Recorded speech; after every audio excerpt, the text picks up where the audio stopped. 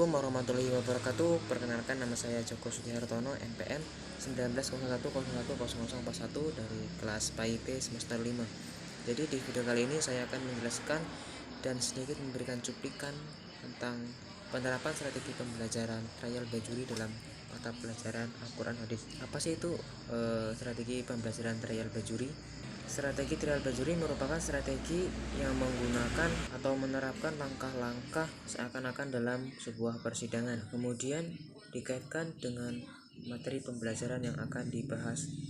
Kemudian teknik yang digunakan dalam strategi adalah strategi ini menggunakan pemeriksaan pura-pura lengkap dengan jaksa, hakim, kemudian terdakwa, kemudian pengacara, dan lain sebagainya. Kemudian ada pun langkah-langkah dalam strategi pembelajaran ini. Nah, yang pertama, guru harus menyiapkan topik pembahasan, dan yang kedua adalah memberikan peran kepada siswa, kemudian memberikan waktu kepada siswa untuk mempersiapkan diri, keempat, melakukan persidangan atau melakukan proses strategi tersebut, dan yang terakhir adalah hakim. Siswa yang kebagian menjadi hakim, dia harus memutuskan atau menyimpulkan hasil persidangan tersebut. Nah, jadi di dalam strategi ini ada kelemahan dan kelebihan, teman-teman. Nah, yang pertama adalah kelebihan. Yang pertama yaitu merangsang siswa untuk lebih kreatif dalam berbicara. Yang kedua adalah melatih membiasakan diri untuk bertukar pikiran. Ketiga adalah belajar menghargai pendapat orang lain. Nah, kekurangan dari strategi trial by jury ini yaitu yang pertama adalah yang berbicara lebih dominan kepada anak yang terampil dalam berbicara. Jadi yang biasanya nggak banyak bicara, dia akan lebih diam, jadi jarang nongol di dalam pembelajaran tersebut. Kemudian yang kedua yaitu tidak mendapatkan kesimpulan yang jelas, jadi akhirnya nanti akan terjadi ketidakjelasan dalam pembelajaran tersebut. Kemudian yang ketiga, membutuhkan waktu yang panjang karena strategi ini merupakan strategi yang rumit untuk diterapkan, apalagi di SD. Makanya strategi ini tidak cocok untuk diterapkan di SD. Minimal anak SMA dan anak SMP insya Allah bisa, karena menurut saya itu strategi yang sangat rumit dan harus memerlukan siswa-siswa yang pandai berbicara. Kemudian terkadang ada siswa yang marah-marah karena belum bisa menghargai pendapat orang lain. Itu kekurangan dari strategi trial by jury ini. Kemudian untuk lebih pahamnya lagi dalam cara penerapannya, mari kita lihat video berikut ini. Check this out.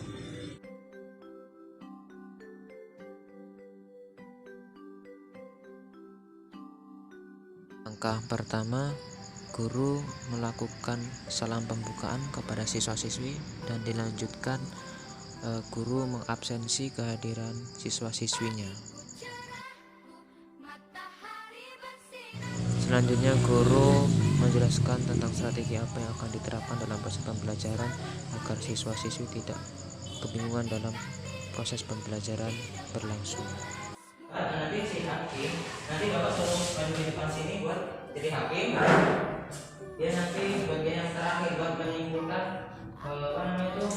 debatnya itu seperti apa jadinya gitu. Dia yang memutuskan tersangka itu atau terdakwa itu seperti apa nantinya, itu ada di tangan si hakim ya. Nah, nanti ada satu saksi masih apa, itu untuk menjadi saksinya. Paham belum?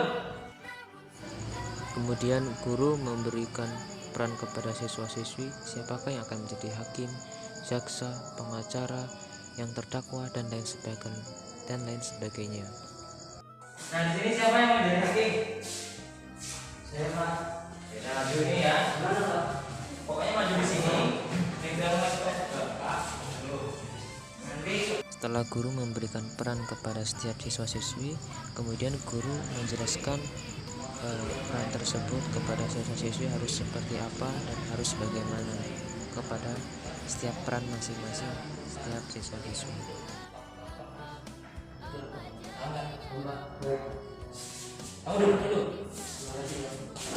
Sekarang yang mau jadi jaksa ini siapa? Dan selanjutnya guru menata tempat peran setiap masing-masing peserta diskusi pada saat proses pembelajaran.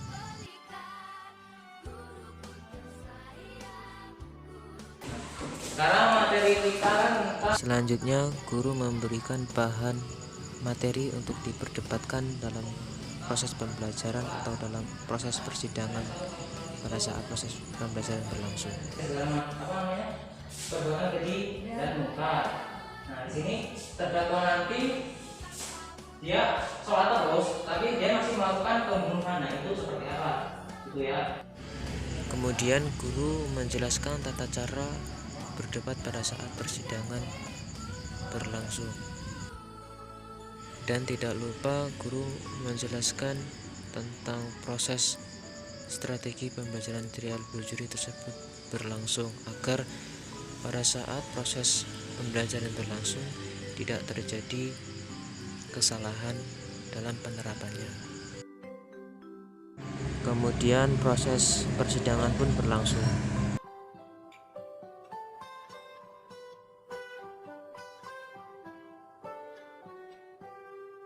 Pagiku cerahku, matahari bersinar, ku gendong tas merahku.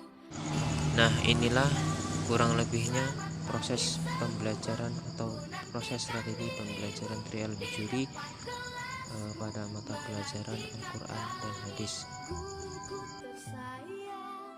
Setelah proses perdebatan usai, maka sang hakim menyimpulkan dari perdebatan tersebut dan memutuskan bagaimana nasib terdakwa tersebut. Nah, sekarang coba sebagai hakim menyimpulkan tadi hasil dari perdebatan nanti antara Aziza sama Karina. Tadi kan Aziza sebagai namun Karsa dan Karina sebagai pengacara. Jadi seperti apa kesimpulannya? Baiklah. Ya, baiklah. Jadi di sini hakim telah memutuskan bahwasanya terdakwa atas masalah dinyatakan bersalah karena tindakannya. Hakim melakukan pembunuhan terhadap terdakwa KT tidak bersalah. Dan tetapi secara hukum agama dia dapat dimaklumi karena manusia tempatnya salah berdosa. Dan tetapi secara hukum perdata atau hukum dunia dia tetap dinyatakan bersalah dalam hukum. Demikianlah polisi bisa menyatakan dengan ini terdakwa soleh dinyatakan bersalah dalam hukum.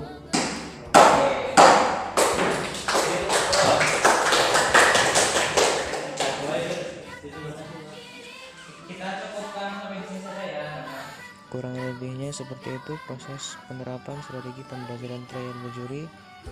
Kurang lebihnya saya mohon maaf. Wassalamualaikum warahmatullahi wabarakatuh.